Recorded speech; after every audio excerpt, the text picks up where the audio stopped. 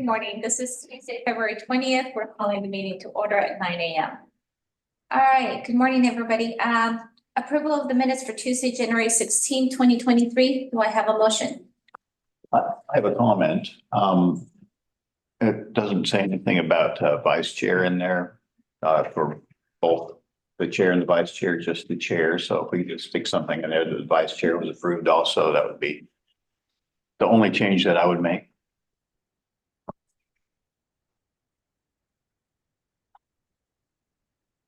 With that change, this is Doug. I'll move to approve the minutes.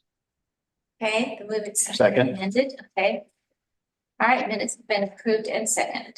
All right, let's move on to public comment. Jan? Oh, this is interesting. This is Jan Siebert Orman, PO Box 778. I just wanted to ask about the leak, the big leak. Did you ever find out what was happening? And Not yet. still, are the people coming? I'll address that in my project updates. Thank you. Thanks, Jan. Okay, let's move on to utility relief. H. Wentworth. I've read the request and I move to approve the portion for the sewer difference. I think it's totally appropriate for that in the guidelines, so I move to approve that. Okay. This is Doug. I second the motion to approve. Thank you. Okay, motion has been moved and approved. All right. All in favor? Aye. Aye. Thank you. All right, let's move on to. I think you are up, right, Karen? Okay. Sorry. So let me give a quick status update of the projects that we're working on right now. This is what I'll refer to as Hell Week for our FEMA grant that we're chasing for $6.7 million. That is to get the backbone along Highway 101 funded. Everything else in our water resiliency project has been funded at the 1% interest rate for 30 years with principal forgiveness. And so the backbone was the only thing left that we had to fund. So we had an opportunity for a grant. And if you remember in my previous meetings to you guys, I told you that we got a Dear John letter last October from FEMA saying we weren't approved to move on to the next category and of approval. And we were very shocked because Tess and I both felt like out of all the grants we've been chasing, this was probably the one where we checked the most boxes off, which give weight and scoring to our strength of our application to FEMA. And so it was very disappointing. But in January, right after the holidays, I got a call from John Wiebe, who's the head of the FEMA team that reviews the applications, and he offered us a seat back in the game because many municipalities had not been able to meet their milestones to get their next level of information in to move to the next category of review and approval. And I said, of course, I want a seat, you know. However, our deadline was barely a month to get everything in, and it is a horrendous amount of information. But I said, we can do this. So that's what we're working on right now. We have, I say we because it's Sherry and I having to get all this stuff together. We have one of the engineers from Windsor that is helping us compile all this information. Since they've been the engineering team that designed and engineered the phases for us, it was very appropriate. We didn't lose any traction or any time to have to explain this project to someone. And so this is the week that we have to finish everything and then get it all into the FEMA Go system and hit the send button. And then we just sit and wait. We have no idea what the turnaround time is. It could be a year. It could be 18 months. It could be something less than that. We have no idea. And FEMA doesn't typically tell us a deadline. So cross your fingers, meditate, pray, whatever your preference is, because this would be the largest grant the city has ever been awarded if we get this, and I'm really hoping we do. So everybody on the team that's working on it seems to feel that this is an extremely strong application. So I'm hoping that we get this. So that's what we're working on. We're very down in that this week. The second thing we're working on is our budget for the new year.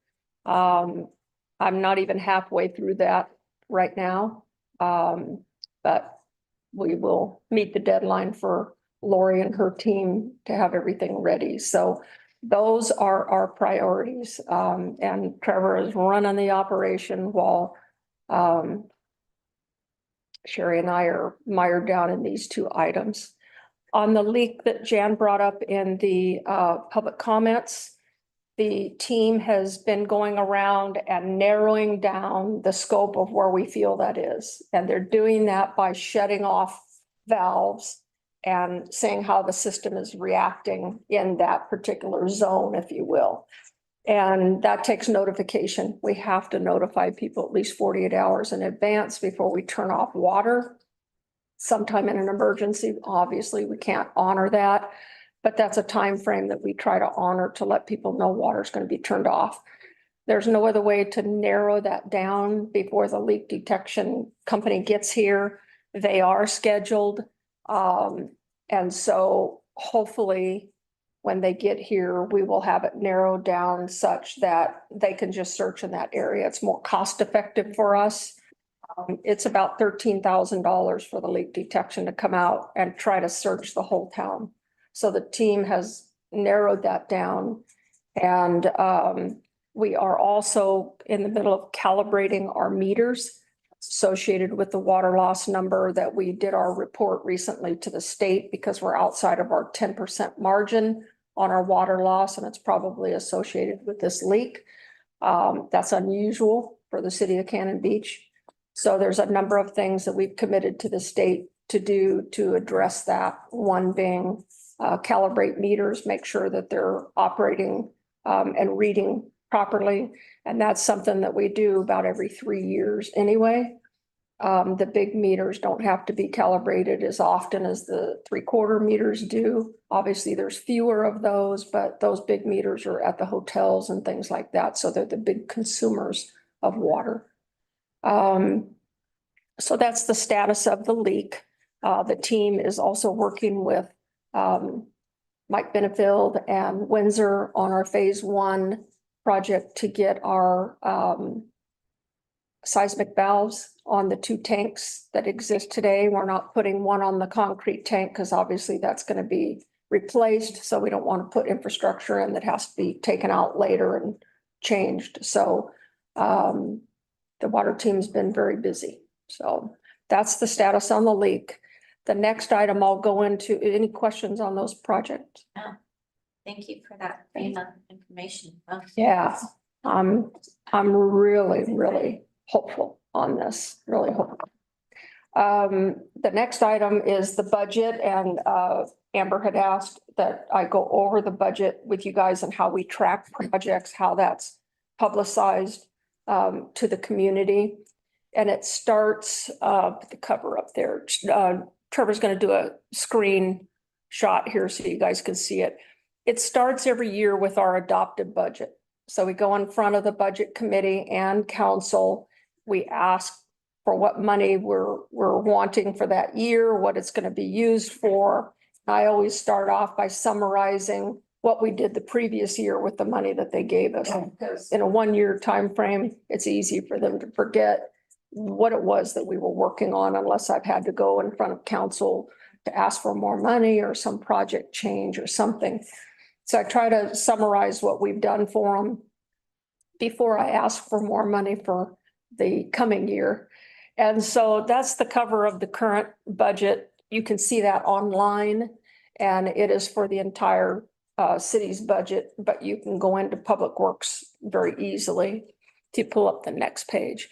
I'm just going to use the water projects as an example and excuse all my notes. These are my notes to keep track of what's happening with our capital projects. But you'll see on this page, It has all three of the water resiliency projects noted. And that is because we have been awarded money for those projects. So we start tracking that on our budget. You'll also see the East Harrison Waterline project. You'll see Haystack Heights. That's a project that we had asked council to allow us to loop that water system up there. That involves an easement that we're in the process of trying to secure. And then, so those are the capital projects for this year. So I'm going to take one or two just randomly. I'll take the East Harrison Waterline project. First of all, on that line in the budget, you'll see that we were given $150,000 to do that project. Okay.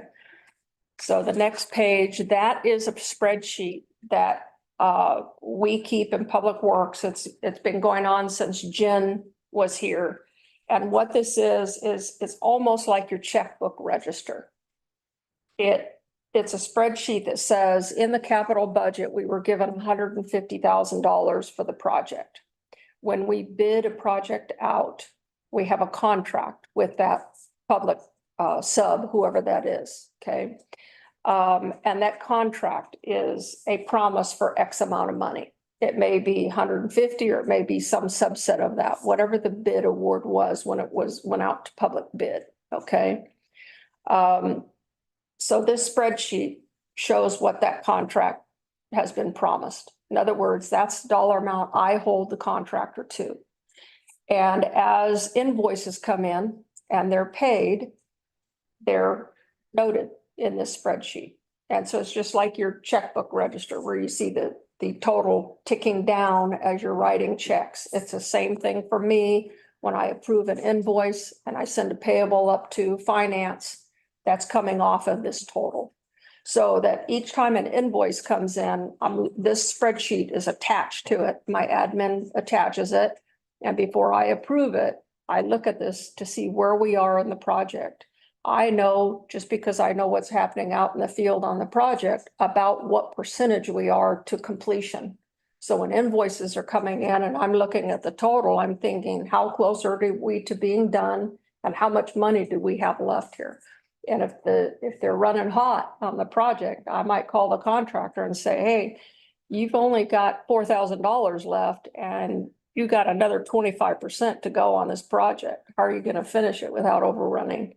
And so that is literally how I keep track of every single project, because the adopted budget is fixed. I mean, this book doesn't change, during the year. So I have to have some way to keep track of that. And as I pay invoices during the year, Lori doesn't typically get us our actuals for the previous month for almost a month and a half later. And so if she gets backlogged, sometime I don't see my actuals for 3 months. She tries to get it to me within about 30 to 45 days. So in other words, February 15th, I would be seeing January's actuals. So when you're getting close to the end of the year, 30 days could make a big difference. And the last thing you want to do is overrun your budget. So these spreadsheets really help me know where I am on the capital projects. I don't have that in my regular operating budget, my day-to-day, budget. I have to wait for her actuals to come. So I manage my budget extremely tight, and I don't want to leave money laying on the table for fear of overrunning my budget. And I don't want to overrun the budget. And so, it's not necessarily easy to track your budget when it's this big and you've got a lot of projects going on. So the spreadsheets have been a way for us to be able to do that kind of in between getting the actuals. So pull up the water resiliency. But when you get into a project as big as water resiliency, and we've broken it down into phases, phase 1, 2, and 3, each one of those phases has a contract that's been publicly bid. And they have a dollar amount that I hold that contractor to for that particular project. But the overall project has Business Oregon loans associated with it. So I'm really tracking two separate things. I'm tracking the publicly bid contract, and I'm also tracking our loan. Because when you put something out to bid, it may come in less than what you've been awarded in the loan. And it may come in over, and then I go to council and have to say, I need to pull money from my contingency to cover this difference. That makes sense. So I really look at our city budget very much like my own personal budget. I watch my total ticking down as I'm paying my bills, and I decide if I have to go pull money from my savings or if I don't. It's the same concept. It's just at a much larger scale. And it can get quite confusing when you have a project that is as large as the water resiliency, and you've done a lot of public bidding, you're dealing with different subs, and you have to keep your eye on all of it. And it's not as easy as me just coming to the Public Works Committee meeting and saying, well, here's the projects and where we are. There are so many levels to managing the budget that people never really get a full handle on. But if you sat through one budget committee meeting for the year, you'd get a different flavor, because we're literally going line item by line item and talking about what we're doing in those categories, what's caused changes up or down, and things such as that. So that is a snapshot, and I do this for every single category in my budget. I do the same thing for wastewater as we added on to Siusla and Midway pump stations to put the permanent generators in. I have a spreadsheet just like this that not only went out to the public bid for the add-on, but then also that I purchased the generator that went inside that building that had nothing to do with the public bid other than they were putting a cover over it. So I'm tracking all those things. Has the generator delivered? Did it get delivered with all the piece parts to hook it up and start the generator properly? And all those things, you're managing all those piece parts to every single project that's in our budget. So questions? Karen, I do have a question, or actually just to make sure I understand. When the city is engaging in a capital project and you have a contractor out there, I assume those are firm fixed price contracts. And so you're using that firm fixed price in the budget. And as the project progresses, you're looking at the expenditure rate in relation to the amount of completion by the contractor, and hoping that the expenditure rate and the completion progress pretty much match as you go along. And that's sort of your canary in the coal mine if for some reason the expenditures are running ahead of the progress. Did I hear all that right? Yes and no. When you have a project that's as sophisticated as the water resiliency project, and you're dealing with a large company like Windsor Engineers or Civil West or HHPR, some of the engineering firms like that, they use more sophisticated project management tools. And so when they send me a weekly project update or whatever we've agreed to, sometime a project is every other week instead of every week, depending on where we are in it, it will give me a run rate. In other words, as you described, the percent complete of the project associated with the dollars that you have left. But when you do smaller projects that are publicly bid, like a water line replacement, stormwater repair, sewer repair, whatever. The McEwens and the Thorsons of the world that don't use project management tools. And so it's up to us in-house to be able to track that. And so that's why Mike Benefield's position was so crucial, because when you get large projects, it is a lot to manage, and it depends on the tools that the sub uses that you awarded this to, and the city may not have those tools. We don't have any project management tools because we've never had project management here at the city. We've never had projects big enough to have project manager. Our public works employees acted as the project manager.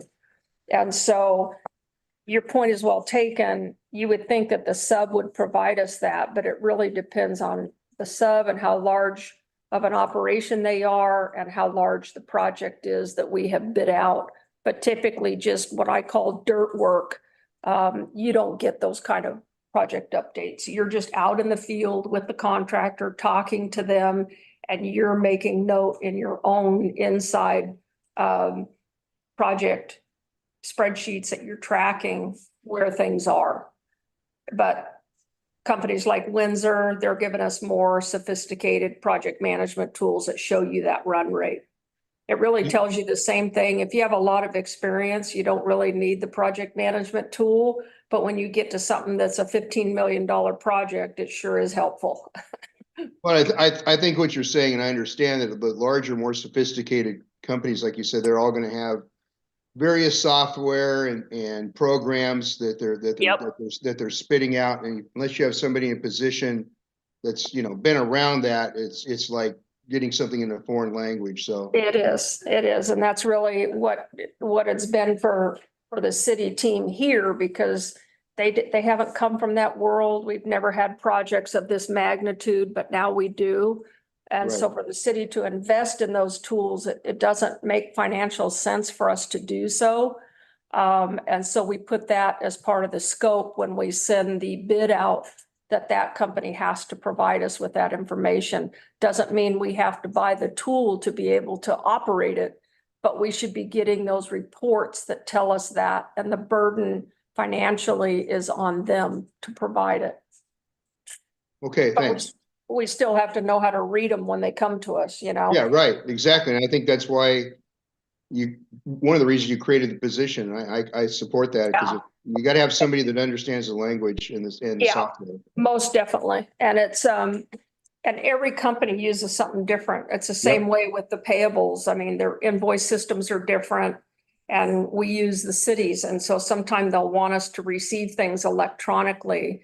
And we don't necessarily get into anybody else's system to approve invoices and things. They have to send it to us in the manner of which the city has always received it, and no matter what tool they're using on their end. And so when you get to projects like this, you get exposed to a myriad of different tools that are out there in the marketplace, but they still have to adhere to what the city's process is. So no matter how archaic it is, they still have to do it. Most of them have done a pretty good job, so. Right. So that's what I do throughout the project. And when you get into the budget, you'll see every water, wastewater, roads, storm, they all have a reserve budget. And the reserve budget is where our capital projects are. The rest of the budget is what I call our normal daily operating budget. And under that category, you'll just see water fund or wastewater fund. That's just our daily operating budget. There are things that we may purchase under materials and supplies that we end up capitalizing, like a leak detection tool that we just bought for the team. Our tool is 27 years old, and we just bought a new tool that will help Daniel and his team isolate leaks, such as what we're having right now. We're having a hard time finding that. So even though the dollars come out of that operating fund, finance will capitalize that because it's of its dollar amount and its function. It's a capital asset to the company. And so those are the nuances of the budget. They're a bit tedious. They're hard to explain to committees sometime, but all those things are moving parts constantly, every day, every week, every month, throughout the whole year. And we have to keep track of every bit of it. Karen, I think one of the things that Amber wanted to know was grants. Where are they and how are those tracked? I think they're tracked the same way I just described. So when you look under the capital budget, you will see a line item up at the top where it says transfer in, transfer out. That's Lori's fine. And I'm not a bean counter, so this is a little difficult for me to explain because I had to have her help me understand what this is all about. But when we get a grant, she has to show that dollar amount of the grant, but then there's a matching percentage of that the city actually has to pay out of their pocket. And so there is a finance / audit requirement as to how that has to read in our budget, our city budget. And so you'll see those items in there. When I first came to work for the city, to me, that was a little misleading because it didn't say grant. It just showed money there. And to me, that was money available for me to spend for the project. Well, when we're chasing a grant, if we feel pretty strong that we might get it, and we are far enough in the process that the chances of that are great, she'll go ahead and show that in the budget so that we allow for the fact that that money could be coming, and that we have a percentage that we have to match, but it's not real money for me to spend yet. And so, but yet I see it in the budget. And so I said, I hate that because it's, unless I can remember this up here, you know, it's kind of misleading. But it's the way she has to do it for audit purposes, which is the reason why I'm not a bean counter. But you'll see that in some of these pages. And obviously I'm telling you guys when we get projects that there's a grant component to it. You will know that when we go over it in the budget committee, that's talked about. So you'll know that those are grant dollars. But yes, I wish that it was a little bit more clear, or it actually said grant in the budget, but that's not the way finance does it. That So makes sense. the bridge is another good example. Let me go to that page here. Our First Street Bridge, because we got a grant for that. Let's see how it's. So on the bridge, she did do it FEMA grant. It is actually noted as a grant, and it'll show a transfer in and the grant amount and then the matching portion. And so you'll see that in the budget. And again, you'll see the project called First Street Bridge Rehab, and you'll see the amount $482,448. But up at the top, the grant says $361,242. You actually have to add the two line items together there to get your 482. Part of that is our matching fund that we have to match. So it is a little confusing in the budget. Typically, she didn't word it grant. I guess my whining and complaining made an impact on her last year because that's the first one that says grant. But it is more helpful if you can see that, and then it kind of triggers me to remember what was grant and what's a loan. Not that that should matter, really. I mean, money is money, but it's a good reference to Amber's question is if you just want to at a glance go in there and go, oh, we have 3 grants versus the rest of this money must be loans or coming from the general fund or whatever. It's a quick and dirty way to be able to see what you got in grants, but they had not been doing that. So they are now. Yeah, Lori. It's on her way out. She decided to break the rules. Yeah, hopefully that's helpful. And like I say, each month I get, you know, my actuals for the previous month. And that's my other check register, if you will, for all the regular operating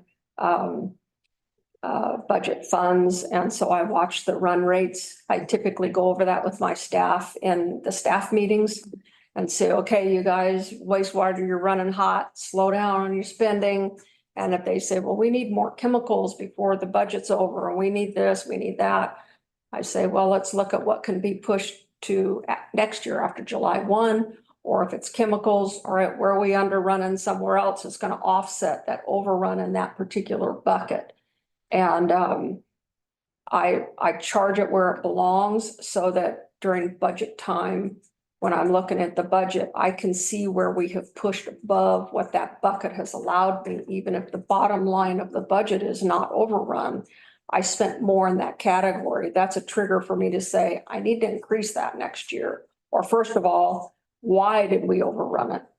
And then say, okay, market cost went up on pipe, or cost of cedar is up, or oil went up, so it impacted my asphalt and so on and so forth. And so as I'm getting ready, what we're working on right now for this year's budget, I'm going through all that. I have Sherry run some budget reports for me. And I look to see what was the pressure point in that, if I haven't already made my little notes in my book here to say, okay, next year, up that about 36%. That's the increase we're seeing out in the marketplace. And so those are the things that are happening all during the year that I'm keeping track of and make notes of. And I keep a spreadsheet for what the market trends are for all the big stuff, iron, any metals, period, because we use a lot of metals, cedar, PVC pipe, our HDPE pipe, which is the pipe we're using for water resiliency, oil for asphalt, paint that we use, all the striping that we do in town, that's expensive. So when people say, oh, let's mark the parking spots downtown, I automatically hear dollar signs ringing in my head because every year we have to refresh that and the price just keeps going up. And so those are the things that I'm watching constantly during the year. So when we get into budget time, I can pull out that spreadsheet and I see what those market run rates are. I say, okay, Sherry, we got to bump this up. Pacific Power just announced a rate increase, and this morning on the news, they announced another one for next year, 16.3% increase. And so that'll be something we have to bump up again. All of our pump stations, all of our water plants, everything is running on power when we have generators running during storm, and we're running on diesel, but when we get things put back on power, I mean, it's just, endless surge of power going constantly. So we'll feel that in the budget big time. 16.3 is a significant jump after an 11% increase. So we have it pretty good with our utilities, you guys. I just want to remind you. Well, and when something like electricity goes up, that affects everything from food supply to every manufacturer, everything. Yep. So those are the market trends that we try to keep an eye on. That's just our regular operating budget. But these big capital projects, those are the big dollar items. So we have done a lot of projects in our master plan.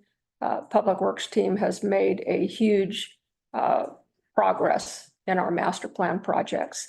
And the master plan was put together in 2015. It was adopted and signed off on in 2017. And so we've made a lot of headway in between that time and now. So hopefully if we get the backbone grant, we don't have to tear the whole town up replacing water lines in town, costing the businesses money, interruption to our residences. We can deal with those on just a failure basis, onesie twosie at a time. If the water line breaks, we do a repair. But putting the backbone along the highway, we should see a residual savings that we're not having to tear that up. So there'll be an offset of cost of what we would have spent tearing the whole town apart, doing these water line replacements, and hopefully our grant that we get and the percent that we have to match. So that will be a major achievement for the team if we can get that. So that's where we are in a whole, you guys. Well, thank you. Yep. Any other questions, Doug? Steve? No? No, I just had one that's pretty simple. You said you're really working hard on next year's budget. What is the city's fiscal year? Ends June 30th. Okay. Yeah. Okay, so no wonder you're busy. Okay, I get it. Yeah, so July 1 starts the new budget year. Okay. That's it. So I usually start preparing somewhere around January. My team has to have everything into me as far as what they feel they need for the new year in the March timeframe, if not sooner. And then we start meeting Lori's calendar has certain categories we have to meet by certain dates, you know, getting all of our salary increases for the union contract dictates X number of bumps in each worker's salary each year. And so I have to have all that into her. Anybody that's gonna get a step increase, they're going from a utility worker 1 to a utility worker 2, all that kind of administrative stuff has to be into her. And then I start getting down into the real nitty gritty of the budget, going category by category, you know, roads, water, wastewater, storm, et cetera. And then we have to review everything with Bruce before we go into the actual meeting with council and the budget committee.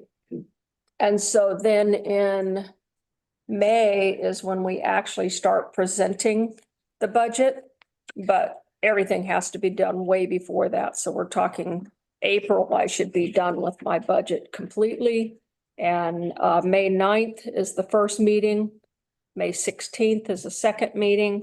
And if for some reason we need a third meeting, they reserve that date, but historically we've been done in 2 days. Public Works takes an entire day. So sometimes they put me last and sometimes they put me first. It just depends on the mood Lori's in. So I have no idea where I'm going to be in the pecking order, but when I find out, I'll let you guys know. So if you'd like to call in and observe, I think it would be beneficial for this team to do that at least once so that you've been through the process and that you know what's on the table for Public Works in the coming year. So when you come to committee meetings, I'm not having to explain that to you. You've already heard it, everything. I So, strongly recommend that if you have not attended one of those meetings, definitely, it's, yeah. Yeah. Definitely important. so that's kind of the process. And then, like I say, you know, once we're presenting in May, you know, we're approaching the year end.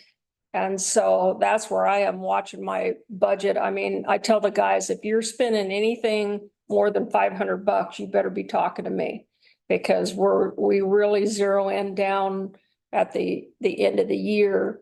And remember, back in COVID, I went through my whole budget and I stripped everything down to what Bruce started referring to, just keep the lights on. Just keep the lights on. Don't spend any money. Just take care of the infrastructure and don't do anything else. And that's the level that I took it down. Just the bare bones minimum. And we have held at that to this day, other than our market trends going up, that I had to make the change and our capital projects. So my operating budget never was put back to where Dan Grass and Jim Arndt had it before I came along. It's been down to that bare bones level. We've really driven efficiency. So when it comes to spending money, there's not a lot of cushion. Yeah, I have a contingency, but remember, I have to go to council and ask to use that. It takes me a month to get in front of council. So you can't spend the money and go ask for forgiveness later. So when you're down to the end of the year, this is why we track the budget the way we do, so that I could make spending decisions and not hold the guys off and starve the infrastructure because I'm waiting till July 1. So it gets tedious now at the end of the year, but we've driven some really good efficiencies in Public Works by doing that. So. Fantastic. Well, thank you, Karen. That was Welcome. very Thank you. important. Okay, That's helpful. it is Yeah. very helpful. Thank you. Anything for good of the order? Doug, Steve? No? I have something. Blood drive is March 11th. And it's at the chamber, so if you haven't signed up, please sign up. And I have, so we graduated 20 certs, 20 emergency responders, on February 10th. Cool. It's been such a long time, I don't remember. But that was very exciting. It was a hybrid for academy that we did. I say that's the most you've ever done. I don't know. I mean, this was my first time That's a lot. going through it, so That's it cool. was very, very exciting. So that means keep telling your friends, keep Yeah. telling your neighbors. Sounds like more people involved. Part of the search. Good. Yes, hybrid program, so it's, easier for them to go through it, and it's just a two-day training, 16 hours really, basically, that, you Are you guys gonna be involved in the 12 days of Earth by any chance? That I don't know, I haven't talked to them about that. a place to capture, getting some more locals involved? Be a good idea, so we'll do something, I'm sure. That's me. The neighborhood pods, have you guys gotten those established or is that still a We're still strategy? working, yeah, Okay. so yeah, the neighborhood, get to know your neighbor, yes, we're still working, we will start that hopefully next month. Good, So yes, we were starting that up. okay. Know your neighbor, that's a fun one, so we'll be at the Breakers, I believe, next month, Good. so yeah. Anything you want to bring up that I left off? I think you hit it all, Bob. All right, well, do I have a motion to adjourn the meeting? Motion to adjourn. Second, Doug says yes. I'll second that. Hey, one thing, did we approve the minutes? We did, Yeah. Okay, sorry. that's okay. All right.